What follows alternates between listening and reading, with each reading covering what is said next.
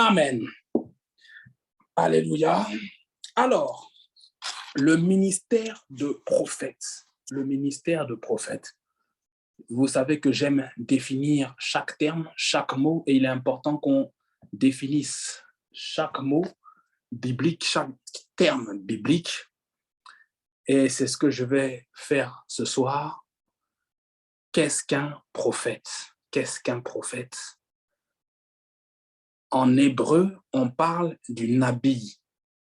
Notez, on parle du nabi. Ça s'écrit N-A-B-I-Y. N-A-B-I-Y. Le prophète, donc le nabi, c'est celui qui apporte une parole de la part de Dieu. Aussi simple que ça. C'est celui qui apporte une parole de la part de Dieu.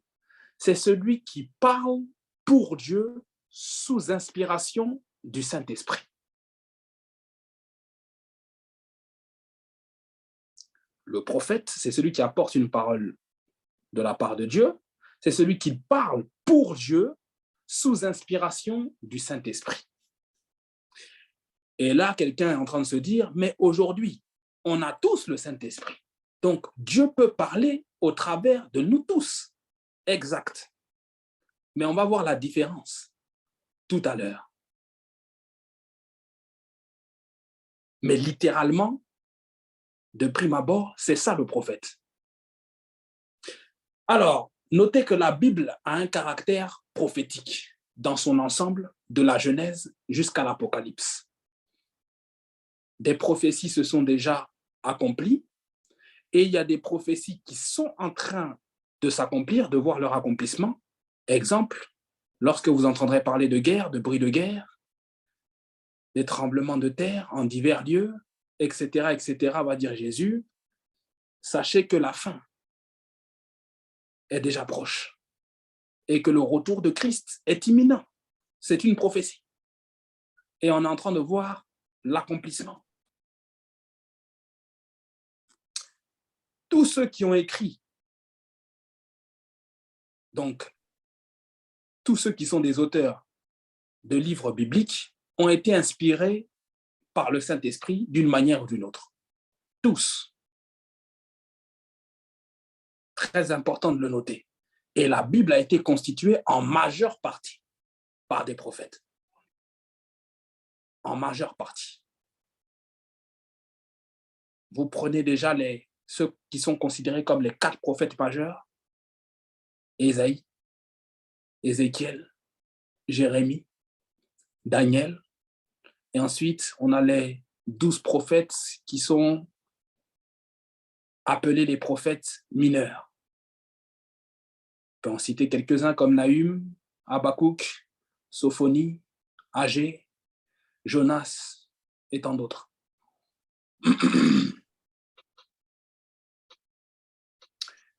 Il y a une différence entre les prophètes du Nouveau Testament et ceux de l'Ancien Testament. On va le voir tout au long de cet enseignement, mais notez d'abord que les prophètes de l'Ancien Testament avaient l'Esprit en eux. Déjà, c'est ce qui fait la différence. Les prophètes du Nouveau Testament avaient l'Esprit en eux et l'Esprit sur eux. Je me suis trompé, je pense. Les prophètes du Nouveau Testament avaient l'Esprit en eux et l'Esprit sur eux. Or, les prophètes de l'Ancien Testament, aucun n'avait l'Esprit en lui. En revanche, ils avaient l'Esprit sur eux. C'est une grande nuance et il faut la noter. J'aime à dire, et j'assume ce que je dis, que toute vérité biblique n'est pas une vérité fondamentale. Qu'est-ce que je veux dire par là?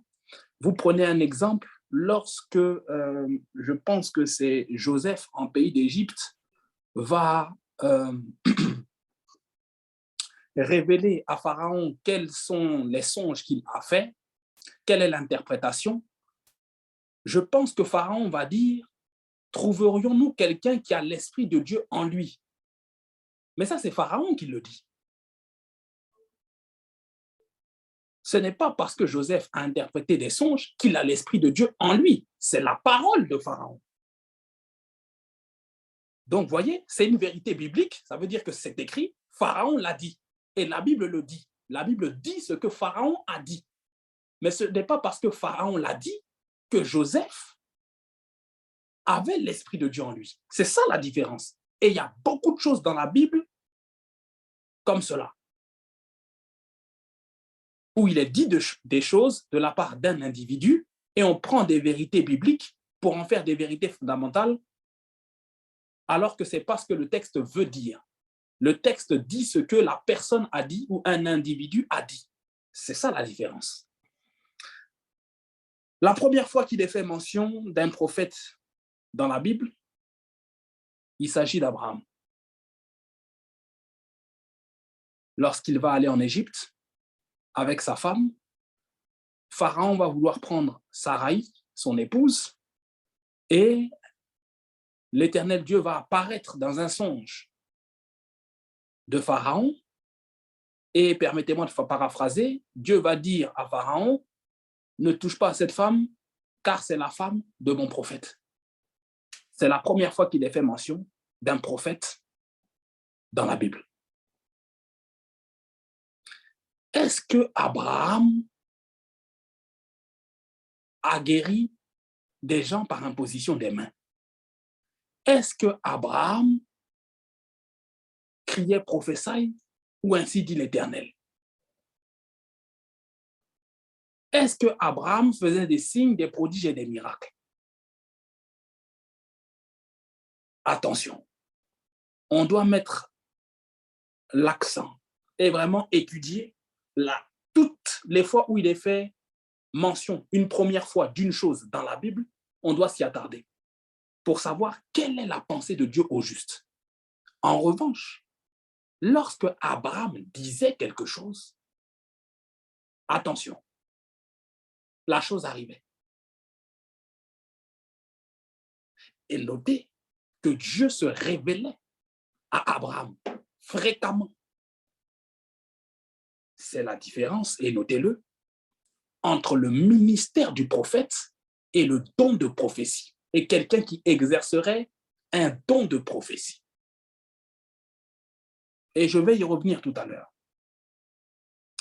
L'exemple également typique du prophète de l'Ancien Testament, c'est Moïse, qui est incontestablement, selon les Juifs, le plus grand des prophètes,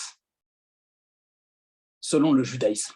Je dis bien selon le judaïsme. Pourquoi? Nous, en tant que chrétiens, nous savons que le plus grand de tous les hommes qui sont nés de femmes, c'est Jean-Baptiste. Ce n'est pas moi qui l'ai dit, c'est Jésus. Alors, peu importe dans les œuvres ce que Moïse a fait, Jésus dit que de tout homme qui est né de femme sur cette terre, le plus grand, c'est Jean-Baptiste. Cependant, va-t-il dire, le plus petit dans le royaume des cieux est plus grand que Jean-Baptiste. Donc, je dis bien, pour les Juifs, le plus grand des prophètes, c'est Moïse. Moïse, notez-le, qui va dire en Deutéronome 18, « Dieu vous suscitera un prophète comme moi, vous l'écouterez. » De qui parlait-il? De Jésus. Mais avant de parler du ministère prophétique de Jésus, parce que Jésus était un prophète, il se considérait comme un prophète, il le disait lui-même, et les gens à Jérusalem et partout ailleurs, surtout dans la ville de Naïn, où il avait guéri, plutôt il avait ressuscité le fils de la veuve de Naïn, là-bas, ils ont dit, un grand prophète apparu parmi nous et Dieu a visité son peuple. Mais avant de pouvoir reparler de Jésus, j'aimerais qu'on prenne notre première portion des Écritures ce soir, qui se trouve dans Nombre 12, du verset 4 au verset 10. Je veux que tout le monde note ce verset et le médite cette semaine. Ça va orienter plusieurs dans le ministère, parce que plusieurs ne savent pas encore ce à quoi ils sont appelés. Plusieurs se considèrent peut-être prophètes, ça va vous donner des orientations pour savoir si vraiment vous êtes prophète ou prophétesse. Nombre 12, du verset 4 au verset 10.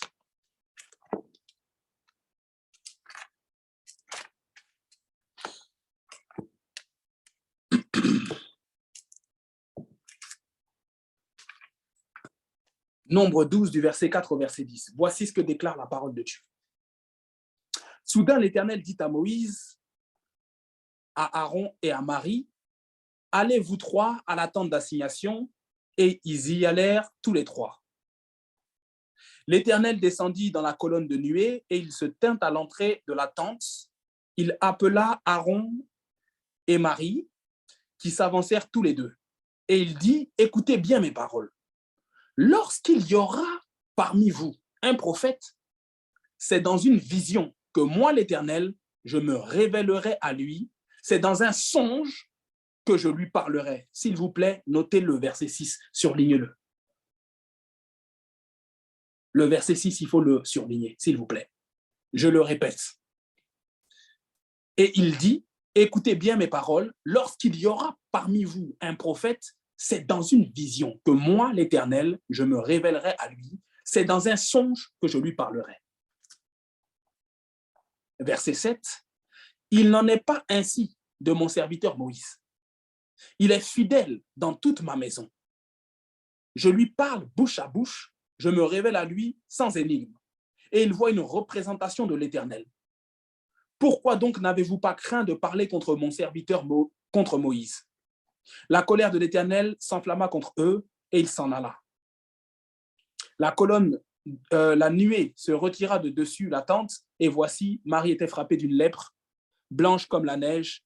Aaron se tourna vers Marie et voici, elle avait la lèpre. La Bible dit clairement au verset 6 que lorsqu'il y aura un prophète parmi nous, donc parmi le peuple de Dieu, Dieu dit, c'est dans une vision qu'il se révélera au prophète. C'est dans un songe que Dieu va parler à un prophète. Et Dieu va dire quelque chose de bizarre. Il va dire pour Moïse, il n'en est pas ainsi. Je lui parle bouche à bouche. Il va d'abord dire qu'il est fidèle dans toute ma maison. Je lui parle bouche à bouche. Je me révèle à lui sans énigme. Ça fait deux choses. Hein. 1, je lui parle bouche à bouche. 2, je me révèle à lui sans énigme. 3e chose, il voit une représentation de l'Éternel. Permettez-moi de contredire ce passage. J'explique. Lorsque Dieu se révèle à Moïse en Exode 3, c'est dans une vision, celle du buisson ardent, que l'Éternel va se révéler à Moïse. Mais je veux équilibrer les choses pour bien qu'on comprenne ensemble ce passage. Nous sommes dans Nombre 12. Entre Exode 3 et Nombre 12, du temps s'est écoulé. Et donc, dans un premier temps, Dieu s'est révélé à Moïse par une vision ouverte. Mais maintenant, il n'en est plus ainsi. Pourquoi? La Bible dit clairement que Dieu se révèle à lui maintenant sans énigme. Pourquoi? Parce qu'il a été fidèle dans toute la maison. Donc, Dieu va parler à Moïse maintenant bouche à bouche. Mais qu'est-ce que ça veut dire bouche à bouche? Dieu peut-il embrasser quelqu'un sachant qu'il est esprit? Non. Ça veut dire que Dieu mettait ses paroles, ses propres paroles à lui, sur la bouche, sur la langue de Moïse. Ça veut dire que par moment, Moïse prophétisait, il parlait à quelqu'un et il prophétisait sans dire ainsi dit l'Éternel ou sans dire prophétie. Amen. Je parle à des gens qui sont appelés dans le ministère prophétique. Je ne sais pas qui vous êtes. Je ne sais pas à quel nombre vous êtes. Mais si Dieu s'est révélé à vous un jour, dans une vision ou dans un songe, si fréquemment tu reçois des choses de la part du Seigneur, je dis à quelqu'un, ne doute pas de ton ministère. La différence entre les deux, je l'ai bien dit, et je vais le répéter tout à l'heure, je vais le répéter fréquemment pour bien qu'on se comprenne. Le don de prophétie va venir de manière épisodique, c'est occasionnel. Quand Dieu veut faire quelque chose, le ministère prophétique, c'est différent. L'esprit du Seigneur, l'esprit de prophétie est sur un individu, homme ou femme permanemment, même si c'est le plus grand pécheur. Frère, à partir du moment où il a été appelé, l'Esprit du Seigneur est sur lui. Je n'ai pas dit forcément en lui, j'ai dit sur lui. Ça veut dire qu'il est animé par l'esprit de prophétie. Et c'était le cas de Balaam, qui avait authentiquement été appelé par Dieu et qui par la suite s'est détourné. Je poursuis. Donc je disais que Jésus était considéré comme, plutôt se considérait lui-même comme un prophète. Lui-même va dire, il ne convient pas qu'un prophète meure hors de Jérusalem. Notez avec moi que, au travers de la Bible, dans l'Ancien Testament comme dans le Nouveau Testament, les anges vont donner des messages de la part de Dieu à certains oints de Dieu et à certains prophètes. C'est le cas, par exemple, de Daniel, c'est le cas de l'apôtre Paul, où des anges vont leur donner des messages. Des anges vont leur communiquer des choses. Donc, les paroles de Dieu.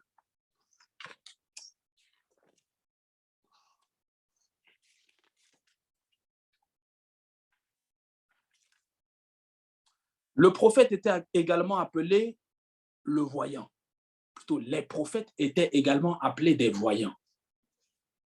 C'est le cas de Samuel. Pas qu'ils exerçaient la voyance au sens où on l'entend nous aujourd'hui, non. Mais c'est parce qu'ils avaient une vision claire des choses que Dieu leur montrait avec exactitude.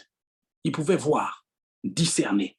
Et on a ces cas-là aujourd'hui dans l'Église, où quelqu'un, un prophète authentique de Dieu, connecté à Dieu, peut voir ce qui se passe dans votre maison sans y avoir jamais posé les pieds, peut savoir qu'est-ce qui est caché dans ton placard, qu'est-ce qui est caché dans ton sac à main. Il peut savoir quelle somme d'argent est sur toi. Frère, ce ministère est terrible. Et il faut qu'en tant que prophète, pour ceux qui sont appelés, il faut savoir garder son cœur, manifester l'amour, être rempli du Saint-Esprit afin d'être conduit. Pourquoi? Si on n'est pas rempli du Saint-Esprit, on peut faire des dégâts. C'est pourquoi Paul va dire rechercher l'amour. Aspirer aux dons spirituels, mais rechercher l'amour. Aspirer à tous les dons spirituels, mais rechercher d'abord l'amour. Sinon, on va faire des dégâts. Il y a une catégorie de prophètes qui ne faisaient pas des signes, ni des prodiges, ni des miracles. J'en ai parlé tout à l'heure. Les prophètes majeurs, Ésaïe, Ézéchiel, Jérémie, Daniel, il ne nous est pas dit qu'ils faisaient des miracles ou qu'ils faisaient des prodiges, non. En revanche, à l'inverse d'Abraham, eux, c'était le ainsi dit l'Éternel. Lorsqu'on parle de l'âge d'or de la prophétie, on parle des prophètes tels que Ésaïe. Et ceux que j'ai cités tantôt avec Ézéchiel, Jérémie, c'est l'âge d'or de la prophétie. Quand vous lisez le livre d'Ésaïe, vous allez vous apercevoir que Ésaïe peut prophétiser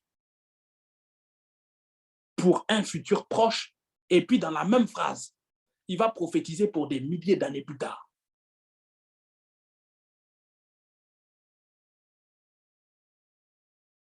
Voilà pourquoi il faut savoir discerner les Écritures. Donc, eux, il ne nous est pas dit qu'ils faisaient des signes, des prodiges et des miracles, non. En revanche, une catégorie de prophètes qui faisaient des signes, des prodiges et des miracles, les prophètes comme Moïse, Élie, Élisée, de manière claire, Jésus, il faisait des signes, des prodiges, des miracles, des guérisons attestées, des résurrections de morts attestées, des déclarations prophétiques sous 24 heures. Élisée va prophétiser un jour, alors qu'il y avait la famine, et il va dire demain, à 7 heures, il y aura à manger, il y aura de la nourriture, il y aura du breuvage. Et quelqu'un a voulu le contredire, il a dit, demain, tu verras ces choses s'accomplir, mais toi, tu n'en mangeras pas.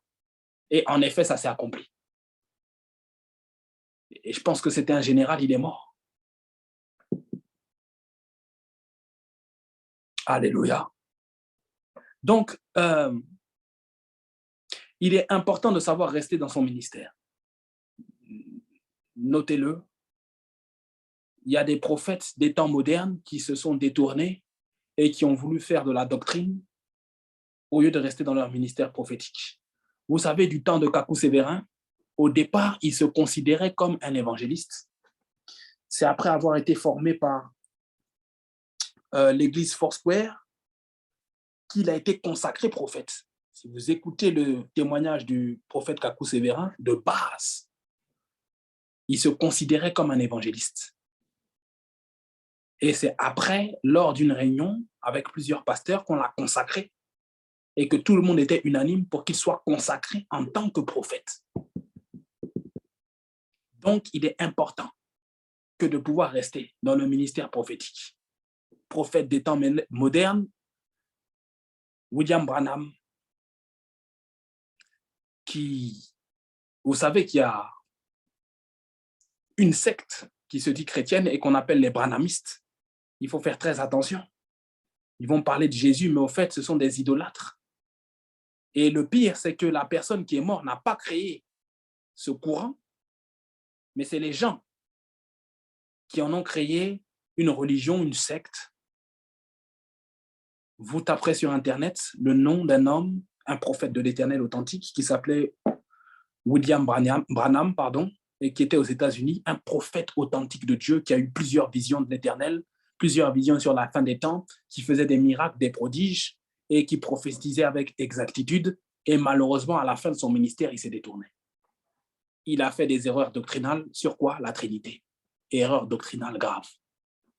Et qu'est-ce qui s'est passé? On lui a posé des questions sur la doctrine et pressé par la foule, ou plutôt par ceux qui lui posaient des questions, il y a répondu. Il y a répondu, malheureusement. Et finalement, ça a créé des dérives et des erreurs terribles. Alléluia. Et on verra la différence tout à l'heure. Il faut savoir rester dans son ministère. Alors, qu'est-ce que le prophète?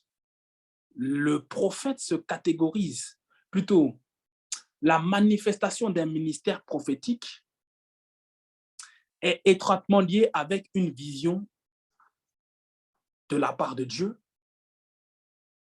des visions plutôt de la part de Dieu.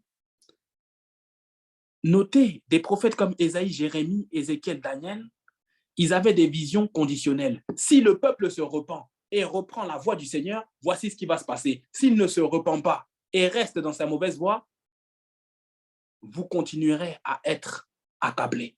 Vous continuez à rester dans cette misère spirituelle. Et la fin sera terrible pour vous. Voyez, c'est une vision conditionnelle. Dieu va dire au prophète, voici ce qui va se passer. Et c'est ce qui se passe avec Jonas. Va à Ninive pour que Ninive se repente. Si Ninive ne se repent pas, c'est la perdition. S'ils se repentent, ma grâce est capable de les rétablir. Voyez, un prophète fait ce que Dieu lui demande. Un prophète ne discute pas. Un prophète est un esclave de celui à qui il obéit, en l'occurrence Dieu. Des prophètes comme Ésaïe, Jérémie, Ézéchiel, ils appelaient donc à la repentance.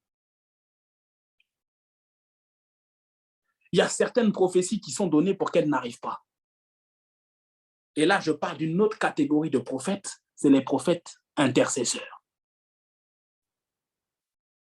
Les prophètes intercesseurs reçoivent des choses de la part du Seigneur.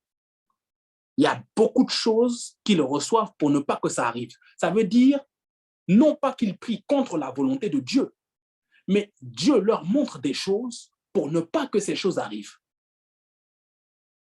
Par exemple, un prophète ou une prophétesse qui voit un serviteur de Dieu tomber dans le péché, l'adultère.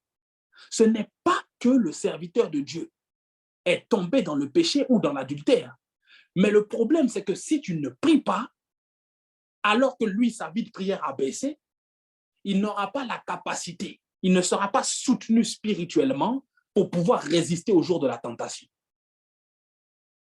Ce n'est pas qu'il vit l'impudicité, ce n'est pas qu'il a commis l'adultère, mais si tu ne pries pas et tu ne joues pas ton rôle, ça va arriver. Tu peux voir quelqu'un, un frère, une sœur, en train de voler, en train de mentir, en train de commettre le péché. Ça ne veut pas dire que ce frère ou cette sœur vole, ment ou commet le péché. Mais si tu ne pries pas, le frère, la sœur risque de tomber dans ce péché parce que tu n'as pas prié et parce qu'elle ne va pas recevoir la capacité spirituelle pour résister au jour de la tentation. Il faut prendre ce ministère de prophète très au sérieux. Écoutez, là, je parle de manière... je vais parler du ministère de prophète, mais je n'ai pas le temps. Le temps me manque pour parler de toutes les catégories de prophètes. Mais il y en a au moins 7 dans la Bible. Au moins 7. Il y a les prophètes auprès des rois, les prophètes qui font des signes, des prodiges et des miracles. Je répéterai, hein, ne vous pressez pas pour noter, ne vous en faites pas, je vais répéter. Il y a des prophètes qui sont appelés auprès des rois.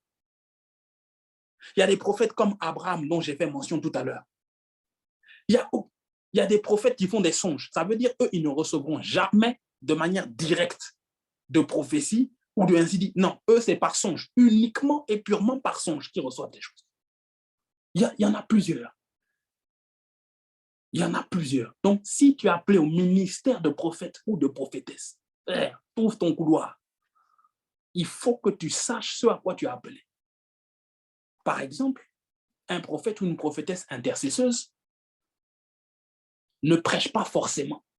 Tu peux être dans l'église pendant 50 ans et puis tu ne prêches pas. Toi, tu es là, tu exerces ton ministère de prophète ou de prophétesse intercesseuse ou intercesseur. Amen. Donc, par moment, certaines prophéties sont données pour qu'elles n'arrivent pas.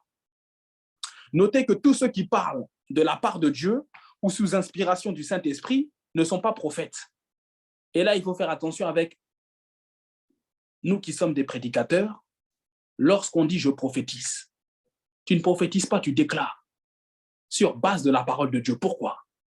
Celui qui prophétise parle la parole révélée de Dieu à l'instant T. Or, la plupart du temps, dans nos églises, lorsqu'on dit « je prophétise », on ne prophétise pas, on fait une déclaration de foi. C'est la différence et j'en reparlerai lorsqu'on parlera du don de prophétie. Notez que la marque du prophète est la dimension de la révélation, pas seulement l'inspiration. C'est ça la différence. C'est la dimension de la révélation. Vous voyez, la révélation, c'est quoi? C'est la communication, donc, d'une vérité par Dieu à un individu. Et cette vérité, vous savez, comme le dit la Bible, c'est une vérité qui n'est pas montée au cœur de l'homme. Une vérité qui dépasse notre entendement. Le ministère prophétique tourne essentiellement autour de la révélation. C'est ça qui fait la différence. Pas de l'inspiration. Tout à l'heure, je vous ai posé la question, mais nous tous, on est inspirés par le Saint-Esprit. Tout le monde. Oui, mais tout le monde ne reçoit pas forcément des révélations. Le prophète ou la prophétesse reçoit les révélations. Et c'est un ministère de révélation. Tous les ministères réfléchissent, pensent. On se prépare peut-être pour aller prêcher. On prépare peut-être l'évangélisation. Vous voyez, le pasteur va préparer un message. Il va méditer la parole. Un enseignant va préparer son enseignement, etc. Mais le prophète va recevoir la différence. C'est-à-dire, lui, lorsqu'il va préparer son enseignement ou lorsqu'il va se préparer pour une prédication, lui va recevoir la révélation. C'est ça la différence avec tous les autres ministères. C'est que lui va recevoir la révélation de ce qu'il va dire. Et même pendant qu'il est en train de dire, derrière la chair, il reçoit la révélation, pas l'inspiration. Il dit la révélation. Une révélation, par exemple, de ce qui se passe dans la salle. Une révélation, par exemple, d'un verset biblique qu'il doit extraire de la Bible pour expliquer à quelqu'un qui est dans la foule et qui n'a pas compris. Pour que la personne comprenne. C'est un ministère étrange qu'il faut savoir, comprendre et étudier. Le prophète, notez-le, il parle au cœur. Il parle au cœur. Lorsqu'un prophète parle, il enflamme le cœur. Le prophète n'a pas besoin de dire « ainsi dit l'Éternel ». Notez avec moi, moi j'ai bien lu ma Bible. Dans le Nouveau Testament, personne, à moins qu'il fasse mention de l'Ancien Testament, personne ne dit « ainsi dit l'Éternel ». Aucun. Si vous prenez l'initiative de lire le Nouveau Testament, vous verrez que personne ne dit « ainsi dit l'Éternel ». Personne. Il n'y a personne qui le dit. Voilà pourquoi vous qui m'écoutez, n'aimez pas quand on crie prophétie. N'aimez pas ça. Je n'ai jamais entendu Jésus dire « Est-ce que je peux prophétiser ?» Tu prophétises et tu te tais. J'ai pris position de manière claire. Je n'aime pas ça du tout. Déjà, c'est anti-biblique, clairement. Ce n'est pas ce que la Bible nous enseigne. Donc, vous qui écoutez ça, ne faites pas ça et n'enseignez pas ça. En tout cas, pendant que nous sommes ensemble, ne faites pas ça. Ni à l'église, pas à Rehoboth, ni pendant l'évangélisation. Même si vous allez ailleurs, ne le faites pas. Ne criez pas prophétisez. Simplement.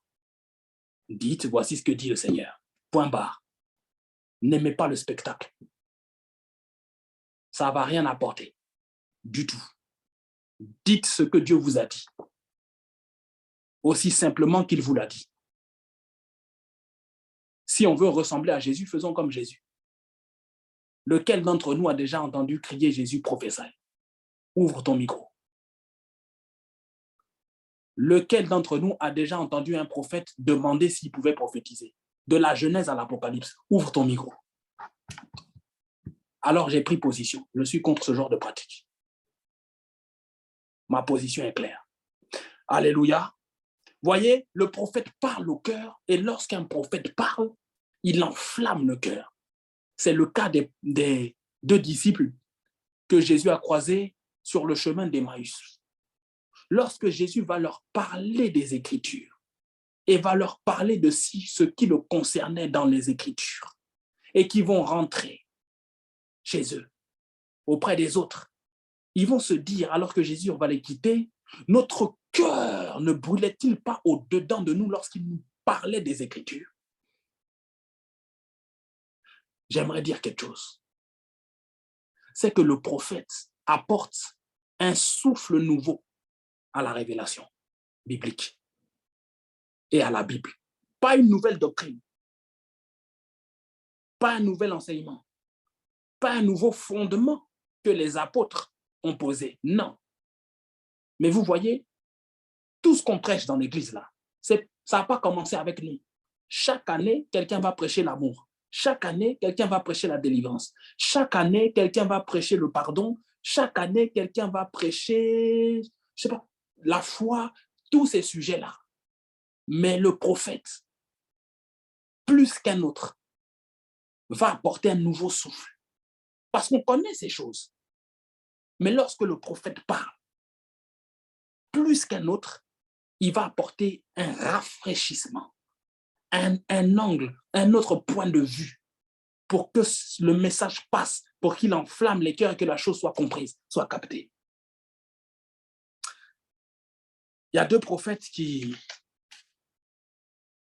m'ont beaucoup marqué, je dirais, dans le Nouveau Testament. Le premier, c'est Agabus, prophète authentique de Dieu. Et vous allez voir la différence avec un prophète des temps modernes dont je faisais mention comme William Branham. Agabus et Silas. Actes chapitre 15, si vous lisez, il est mention de Silas qui par la suite, en Actes chapitre 16, va rejoindre Paul. Agabus dont il est fait mention en Actes chapitre 13 du verset 1er au verset 5 et Actes 21 verset 37. Silas, qui était prophète, bizarrement, va être associé au ministère de Paul, qui était déjà apôtre à cette époque. Notez avec moi, je l'ai déjà dit, que Paul, avant d'être apôtre, était considéré comme un prophète. L'apôtre Paul, notez-le. La Bible ne le dit pas clairement, mais au vu de tous les éléments qui nous sont présentés, les exégèses, les érudits de la Bible, notamment en Israël, ont considéré Paul comme un prophète avant qu'il ne soit mis à part pour être apôtre. Actes chapitre 13, il y avait dans l'église d'Antioche des prophètes et des docteurs. Et lorsqu'on va nommer les personnes, on va parler de Barnabas et de Paul. Paul était considéré comme un prophète avant d'être mis à part par le Saint-Esprit pour être apôtre. Vous avez lu avec moi tout à l'heure lorsqu'on a pris la parole de Dieu dans le livre de Nombres, chapitre 12, du verset 4 au verset 10. Lorsque Dieu va se révéler à un prophète, c'est dans une vision ou dans un songe que l'Éternel Dieu va se révéler à ce prophète. Qu'est-ce qui s'était passé pour Paul? Dieu, Jésus-Christ lui-même, s'était révélé à l'apôtre Paul, nous sommes en Actes chapitre 9, dans une vision ouverte. Et tout au long du ministère de Paul, la manifestation prophétique va avoir lieu et va être palpable au travers de son ministère. Il va être visité par des anges. Il va avoir des révélations par le Saint-Esprit, notamment du Macédonien, qui a crié à lui dans un songe pour que Paul puisse se rendre là-bas pour faire l'œuvre. Paul va avoir une manifestation prophétique. Et c'est par la suite, plusieurs années après, qu'il va être mis à part par le Saint-Esprit pour l'œuvre à laquelle il était appelé avec Barnabas, l'apostolat. Écoutez ce que Galates chapitre 1 du verset 11 à 12 dit. Et c'est Paul qui parle. Hein? Galates chapitre 1 du verset 11 au verset 12. Voici ce que la Bible dit.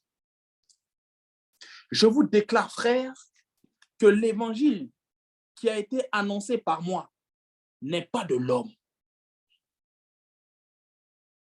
Car je ne l'ai ni reçu, ni appris d'un homme, mais par une révélation de Jésus-Christ.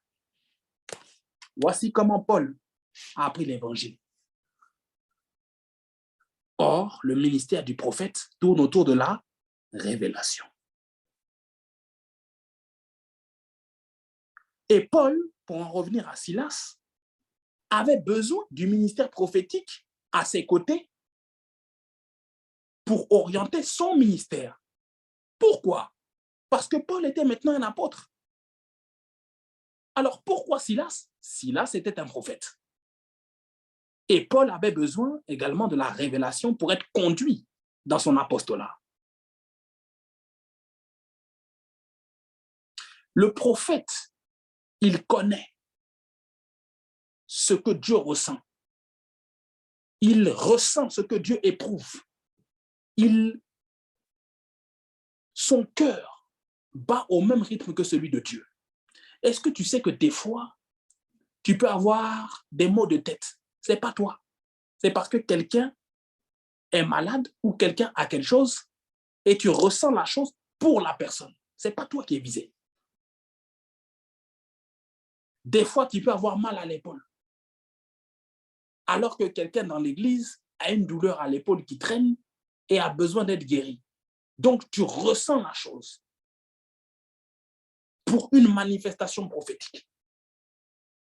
Des fois, tu vas avoir des pensées qui te traversent ce sont des révélations sur lesquelles tu dois t'arrêter. Parce que Dieu est en train de te révéler sa pensée. Dieu est en train de te révéler ce qu'il éprouve. Qu'est-ce qui bat dans son cœur? C'est ce que Dieu fait. Un prophète comme Agabus va prophétiser, par exemple, une famine. Et la Bible dit que ce que Agabus avait dit est arrivé sous Claude. La famine dont Agabus a parlé va arriver. En effet, Agabus va se rendre dans la maison de Philippe et va prophétiser en prenant la ceinture de Paul. Et il va se lier les mains et va dire, l'homme à qui appartient cette ceinture, il va être lié à Jérusalem. Il va être traîné devant les tribunaux, etc. Et vous savez pourquoi j'aime Agabus? Agabus s'arrête à dire ce que Dieu lui a dit, point barre. Ce n'est pas à lui de trouver la solution. Ce n'est pas à lui de chercher Dieu. Non. Agabus dit ce que Dieu lui a dit, ça s'arrête là. Et le drame aujourd'hui, c'est qu'on pense que le prophète est la solution. Ce n'est pas la solution. Il dit ce que Dieu lui a dit, c'est fini, ça s'arrête là. Ce n'est pas à lui de chercher la solution pour ton problème. Vous imaginez Agabus? Il va y avoir une famine, Agabus, qu'est-ce qu'il faut qu'on fasse? Je peux imaginer Agabus en train de dire, non, moi l'Éternel m'a juste dit qu'il allait avoir une famine. Priez pour que Dieu vous oriente pour savoir ce qu'on doit faire par rapport à la famine. Agabus, Paul va être lié à Jérusalem. Est-ce qu'il faut aller à Jérusalem ou est-ce qu'il faut que je reste chez Philippe à Césarée? Je peux imaginer Agabus en train de dire, je ne sais pas.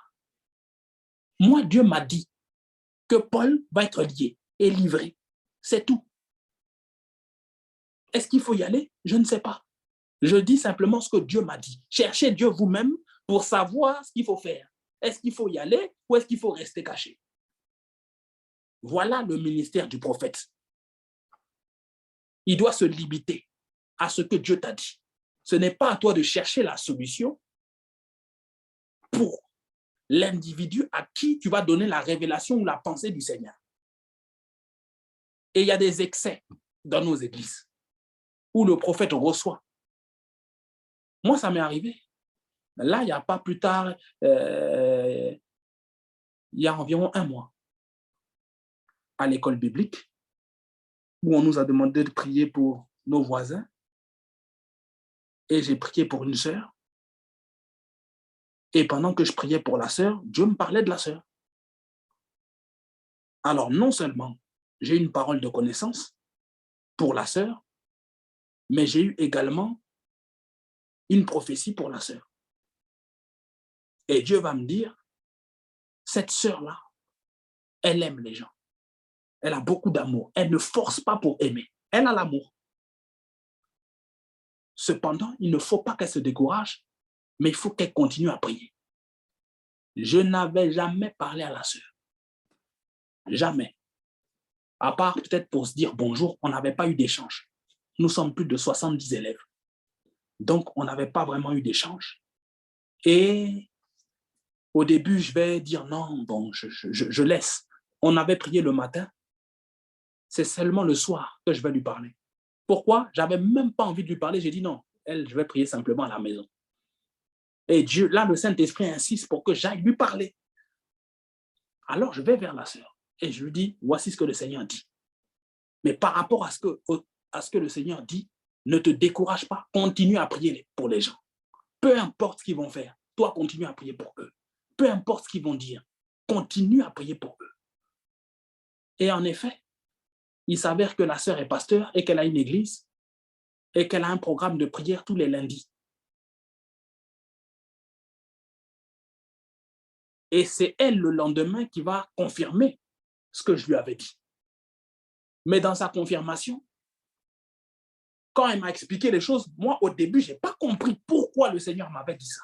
C'est plus tard, quand elle va m'expliquer ce qu'elle traverse, que je vais comprendre. Et pour raccourcir l'histoire, donc, la sœur m'a demandé, au fait,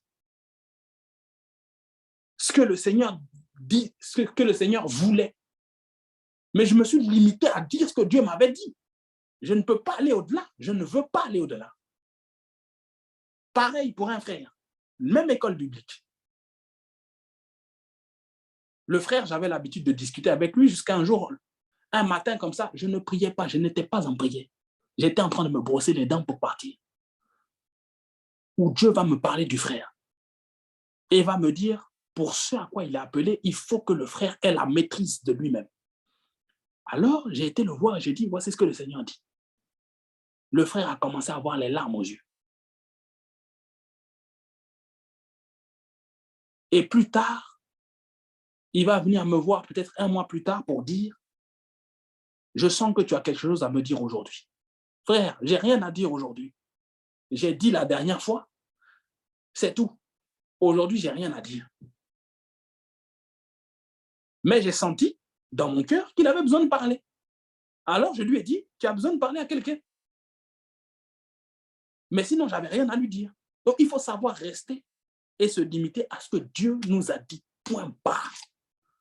N'allez pas chercher Dieu pour les gens. C'est un ministère ingrat.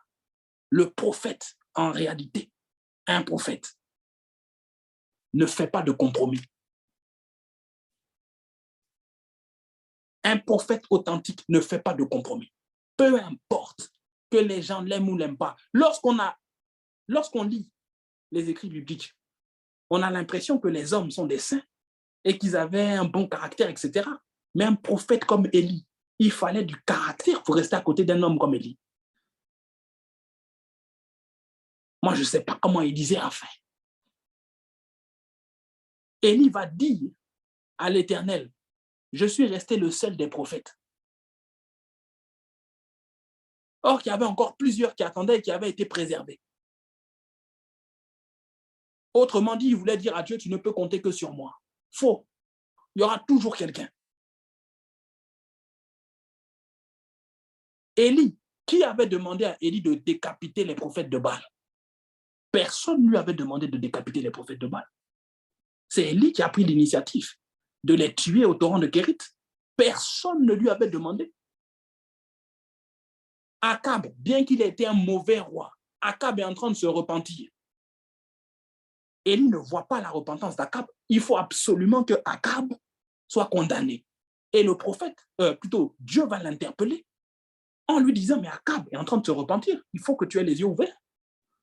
Il a fait des choses mauvaises, certes, mais il est en train de se repentir. C'est un ministère qu'il faut comprendre. C'est un ministère étrange. Un prophète va là où Dieu l'envoie. Un prophète dit ce que Dieu lui demande de dire. Agabus allait là où Dieu lui demandait d'aller. Agabus disait les paroles de Dieu, disait ce que Dieu lui demandait de dire. Il n'allait pas plus loin, il ne disait pas moins ni le plus. Il disait avec exactitude ce que Dieu lui demandait. Voilà pourquoi il faut que nous maîtrisions nos bouches. Je dis à un prophète ou à une prophétesse, peu importe, les gens vont t'aimer ou pas t'aimer. Fais ce que Dieu t'a demandé de faire, dis ce que Dieu t'a demandé de dire, comme il te l'a dit et avec le caractère dont Dieu t'a oint. Des fois, il faut savoir taper du poing sur la table. Peu importe si les gens sont contents ou pas contents. Ce n'est pas ton problème.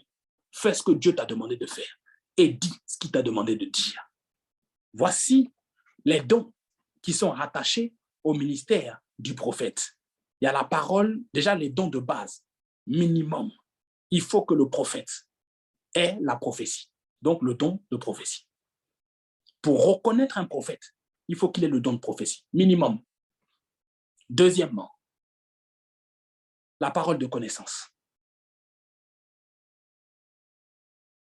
Troisièmement, la parole de sagesse. Ce sont les 3 dons minimum de base. Il y en a un 4e qui peut se rajouter, c'est le don de discernement.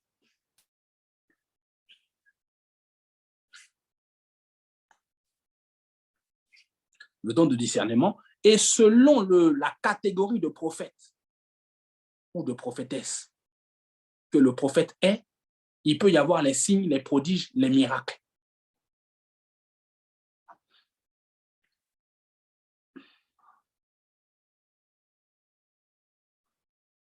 Donc, notez, hein, un prophète enseigne, certes, mais il ne fait pas de la doctrine. Celui qui fait de la doctrine, il peut y avoir le pasteur, s'il a une dimension doctrinale, l'enseignant, le docteur, bien sûr, et l'apôtre. Le prophète et l'évangéliste ne font pas de la doctrine. Ils peuvent enseigner, mais il y a une différence entre l'enseignement et la doctrine. La doctrine va en profondeur, vraiment en profondeur. L'enseignement, c'est sur la surface. Lorsqu'on va parler de la foi, on va parler en surface. On n'ira jamais en profondeur. Voilà pourquoi les enseignements que nous faisons sont des enseignements exhortatifs. Et il y a une différence entre l'enseignement exhortatif et l'enseignement doctrinal. Donc, c'est un ministère ingrat, hein, il faut noter.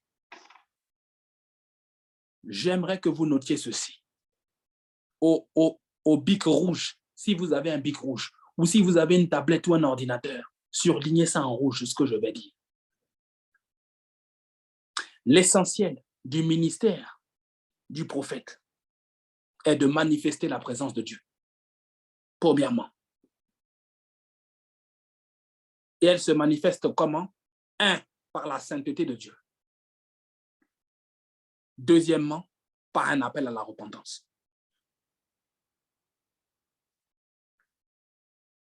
Les prophètes, mes amis, on les tue.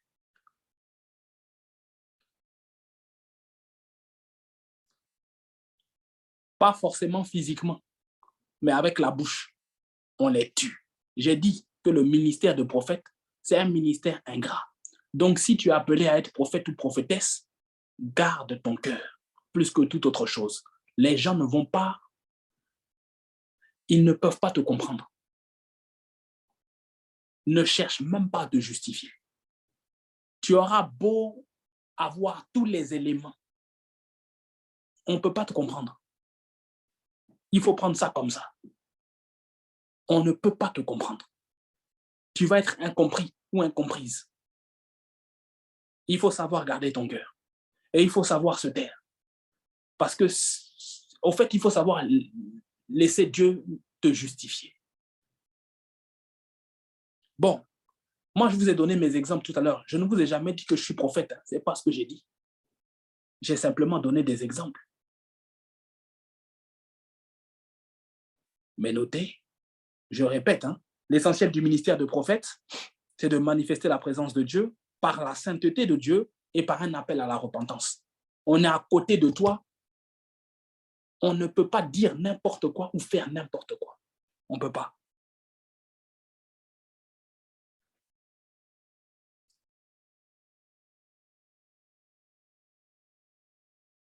Un jour, un étudiant en école publique a dit à son professeur, « Monsieur le professeur, qu'est-ce que j'aimerais être prophète ?» Son professeur lui a dit, « Ah bon? Fais attention, parce que les prophètes, on les tue. » Ceux qui sont les plus critiqués sont les prophètes.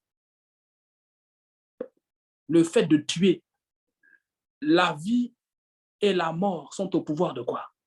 La langue. Donc, on peut te tuer avec la langue. On peut te lapider avec la langue. Pas forcément physiquement. Les prophètes, on les tue. Pourquoi? Parce qu'ils sont incompris.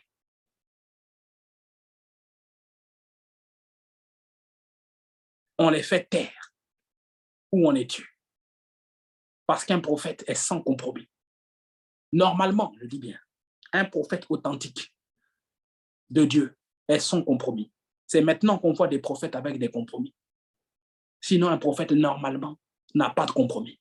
Peu importe, même s'il doit rester seul, un prophète n'a pas de compromis. Peu importe si tout le monde lui tourne le dos, un prophète authentique de Dieu n'a pas de compromis.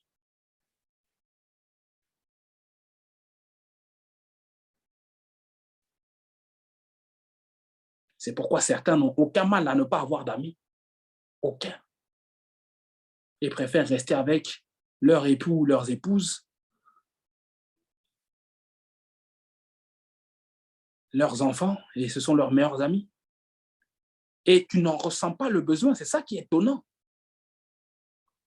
C'est ça qui est étonnant. Tu ne ressens pas le besoin d'avoir, c'est bon d'avoir des amis, mais tu n'en ressens pas forcément le besoin. Tu n'en ressens pas le besoin. Donc, si tu dis que tu es prophète ou prophétesse et que tu as besoin d'avoir des amis, il y a un doute sur ton ministère. Peut-être que tu as le don de prophétie uniquement. Mais la marque du prophète, le prophète n'a pas. Il n'y en a pas. C'est Dieu son ami. Son meilleur ami, c'est Dieu. Pourquoi il doit recevoir la révélation permanemment?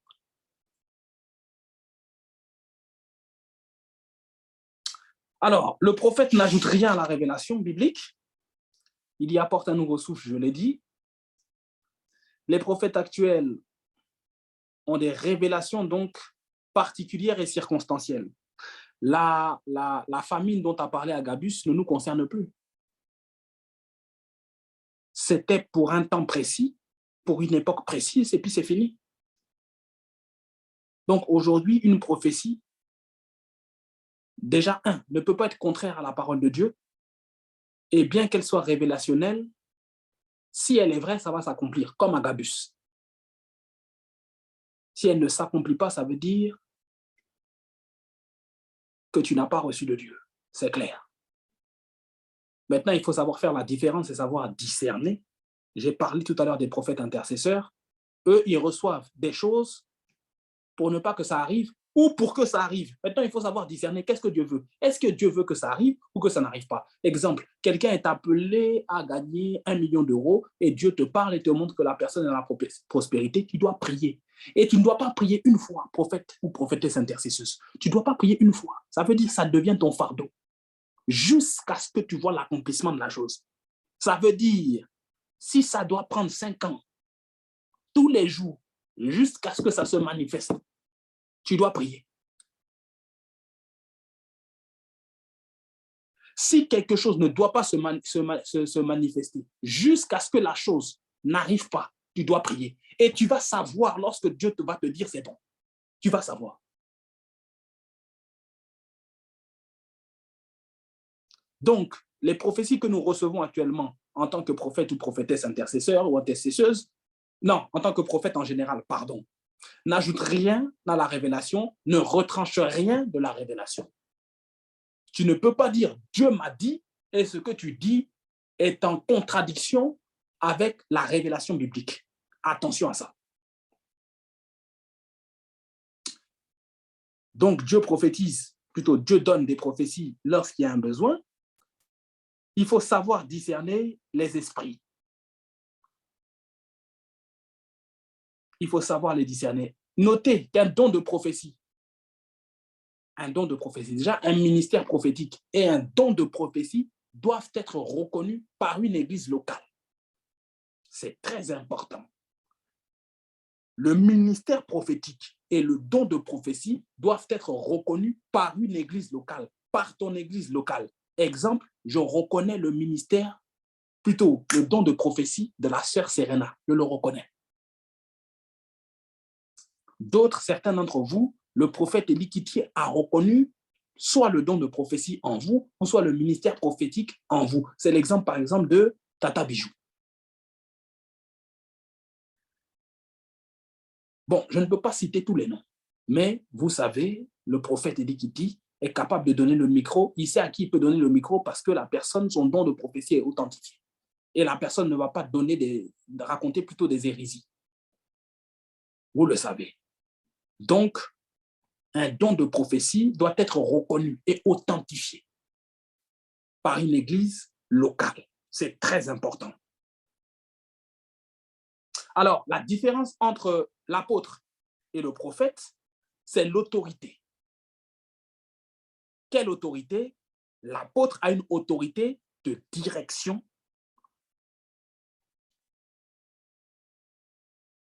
Le prophète a une autorité révélationnelle. C'est différent.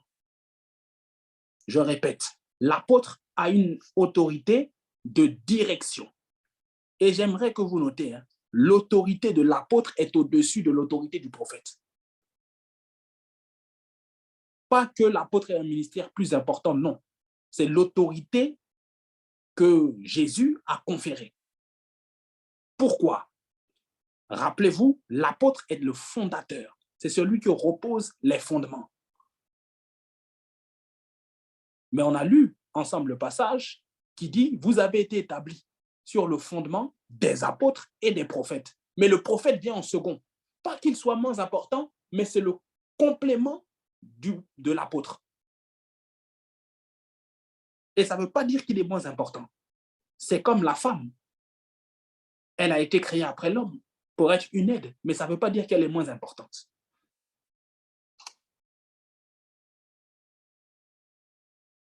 En revanche, chacun a son rôle. Donc, voyez, l'apôtre a l'autorité pour la coordination, par exemple, générale d'une église locale ou des églises dont il est le fondateur. C'est ça la différence. Le prophète est en complément donc de l'apôtre et il vient en second, pas dans son importance. Hein. Ce n'est pas ça que je suis en train de dire. Je ne suis pas en train de dire que le prophète est moins important que l'apôtre. Je dis que l'autorité de l'apôtre est au-dessus de celle du prophète dans l'Église, dans le rôle de la coordination. Et le ministère de prophète est un ministère indispensable. Pour la fin des temps, rappelez-vous les deux ministères auxquels il va falloir prendre garde, le prophète et le docteur. D'ailleurs, un prophète doit être accompagné indispensablement. Ça veut dire c'est indispensable. Il doit être accompagné d'un enseignant ou d'un docteur. C'est indispensable. À l'inverse, un enseignant ou un docteur doit être accompagné d'un prophète. Et vous voyez, c'est la merveilleuse complémentarité du corps de Christ. Pourquoi? Le prophète, je vous l'ai dit, n'a pas de compromis. Mais étant donné qu'il reçoit de Dieu, il peut y avoir des excès. Ça reste un homme, ça reste une femme. Donc, il peut y avoir des excès et il peut se dire un jour, non, je suis prédominant. Et c'est là, par exemple, dans le sens d'une révélation, où il commence à s'écarter des Écritures. Et c'est là où le docteur va venir lui dire, non, cher ami, tu t'es trompé. Voici ce que dit la Bible.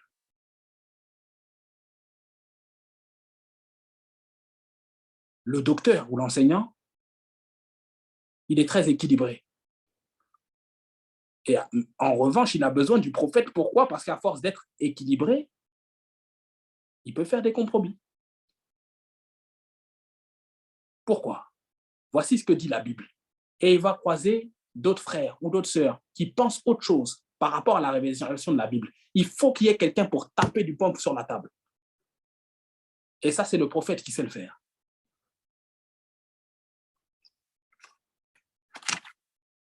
Je suis en train de terminer. Donc, c'est un ministère essentiel qui doit être éprouvé. On doit éprouver le ministère du prophète pour savoir si véritablement tu es prophète ou pas. Est-ce que tu prophétises avec justesse? Est-ce que tu reçois souvent, fréquemment, des révélations? Est-ce que les dons auxquels j'ai fait mention tantôt se manifestent? Parole de connaissance, parole de sagesse, la prophétie, le discernement. Est-ce que tu fais des compromis? Le don de prophétie est-il authentifié? Est-ce que c'est un don épisodique? Est-ce que c'est un don qui est limité au don de prophétie? Ou est-ce que c'est permanent?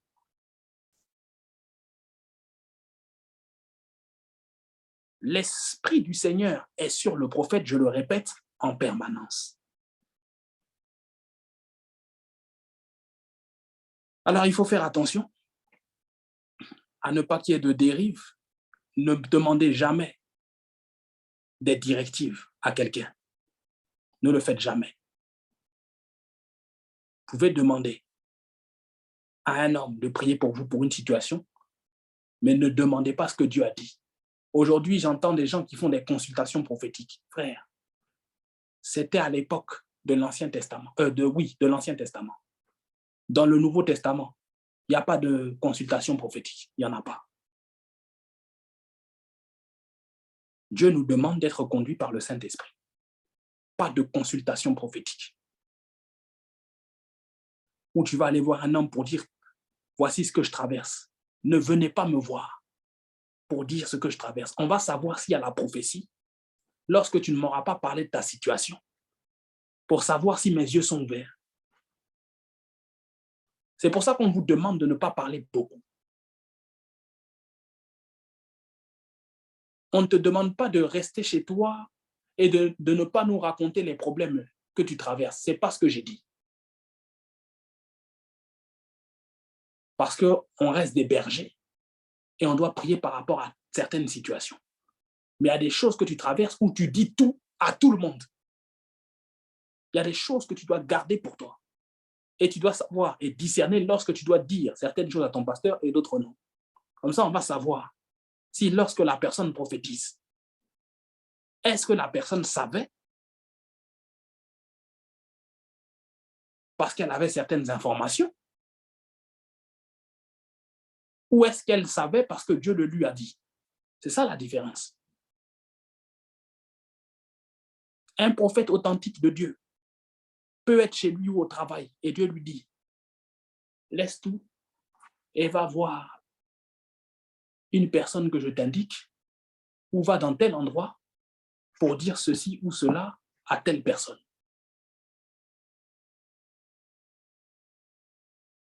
Alors, j'en termine.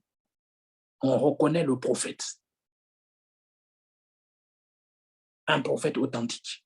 On le reconnaît d'abord s'il manifeste la présence de Dieu par sa sainteté et par un appel à la repentance. Vous verrez, tu ne peux pas être à côté d'un prophète et puis tu mènes une vie désordonnée. Ça veut dire que le prophète à côté duquel tu est déconnecté. Il est déconnecté. J'en ai fini. Vraiment, il y a beaucoup de choses à dire. Je pense avoir dit l'essentiel. Que Dieu vous bénisse.